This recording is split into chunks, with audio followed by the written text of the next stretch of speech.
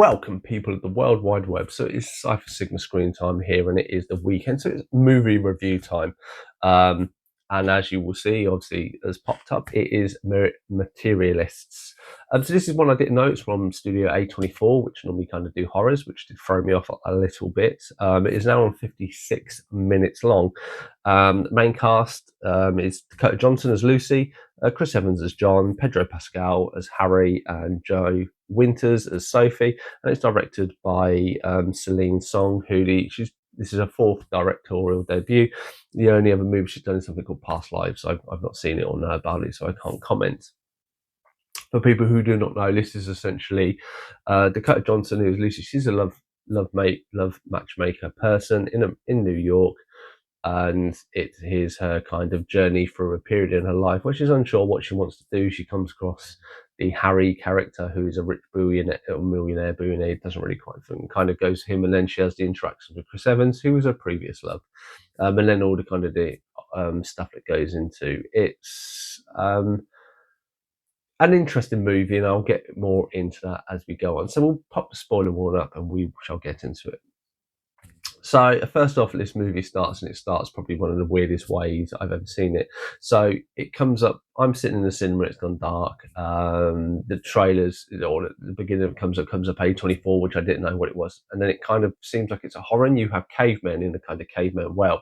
And I'm looking at this movie like going, where's this is supposed to be about current New York, and we have cavemen in it, and these two cave people get together, and then he kind of gives her a ring, and then magically we're in New York, and then we have the Dakota Johnson character Lucy, and basically it is her dealing with matchmaking and stuff like this, and she meets up with a client who had a really good time, who's like expecting this to be the love of her life, but unfortunately it's not. It didn't get on. But she's trying to be encouraging, and the woman, I wouldn't say is necessarily nuts. She's 39, she's having a hard time. There's a few things that you hear that the bloke thought about her, but I don't think it's actually true when you actually get to see her from afar. But anyway, it kind of just goes to show that it's not perfect, but this is how it is and what she deals with. Then she goes back to the office, and it's like all a celebration of one of her other couples. I think a ninth one, they're getting married, blah blah. She's invited to the wedding, and it's all like, yes, all these girls are doing great, they're perfect in their position. So we fast forward to the wedding that's happening. She's there, and then this is when she meets Harry, Pedro Pascal's character. He's the brother of the groom. He obviously takes a fancy to her, and then while you're trying to buy her a drink, Chris Evans turns up and has the drinks already for her. He's working there, and obviously you then see her connection with these two people. In between this, the bride has a bit of a meltdown. She goes to help her out, and then you can see kind of after this, you can kind of get a bit more feeling of a connection with Chris Evans, who drives her home. It doesn't come in.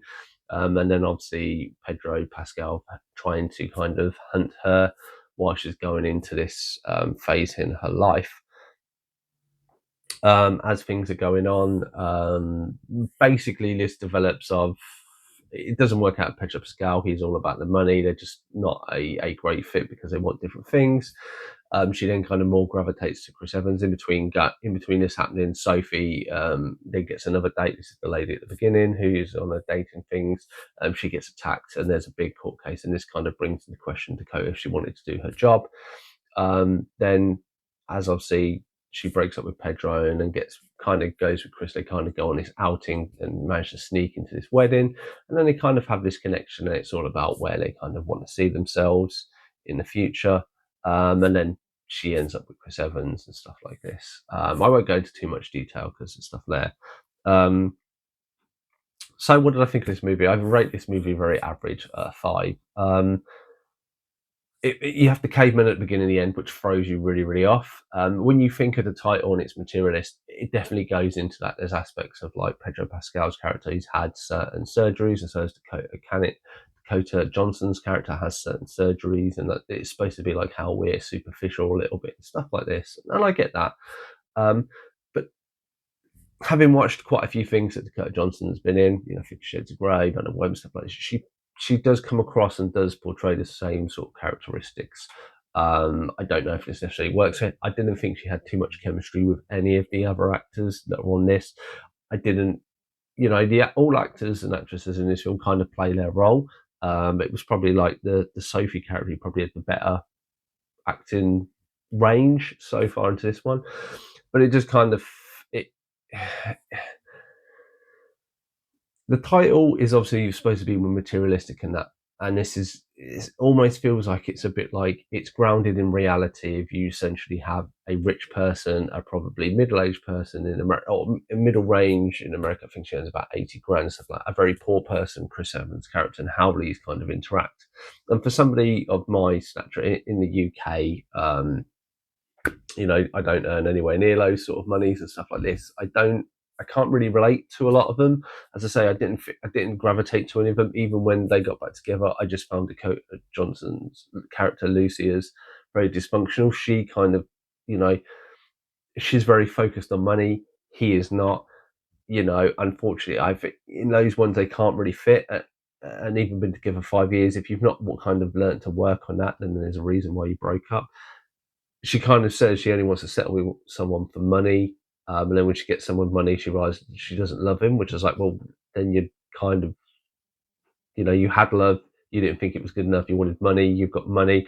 No, you don't think it's good enough because you ain't got love. I was like, I don't think you'll ever really be satisfied how your character's coming across.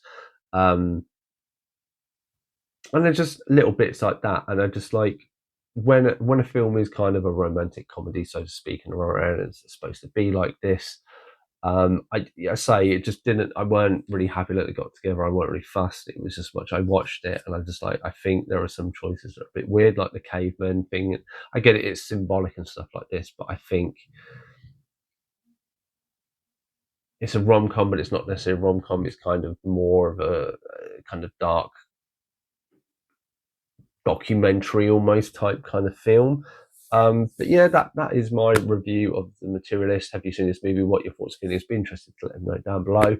Otherwise, I'm besides saying springtime. Hope you enjoyed this movie review. If you'd like to click the subscribe button, like, comment, subscribe, do all those things, I would be very much appreciative of it. And otherwise, I shall see you in the next one.